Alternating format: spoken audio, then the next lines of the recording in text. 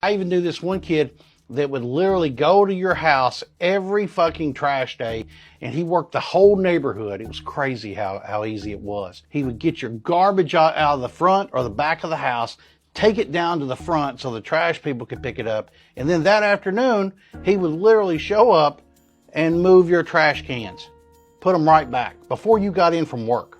And he charged them like $2.